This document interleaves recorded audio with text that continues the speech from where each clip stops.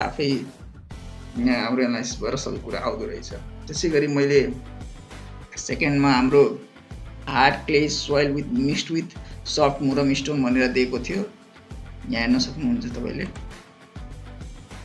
4 प्रकारको क्ले नरम मुरम ढुङ्गा 30 सेन्टिमिटरसम्म मिसिएको माटोमा।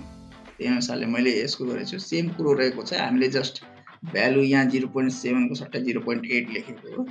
रेट तपाईँले थाहै छ अनस्किलको 670 रहेको छ रूपन्देहीमा। त्यही अनुसारले गर्दाखेरि हाम्रो भ्यालु चाहिँ 634.89 पर किलोमिटर भनेर आयो।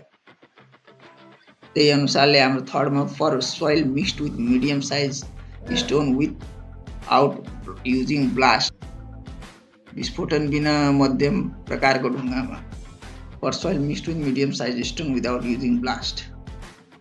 हाम्रो त्यसमा चाहिँ 3 रहेको छ ज्यामीको भ्यालु। त्यही भएर हामीले ज्यामीको भ्यालु 3 राख्यौँ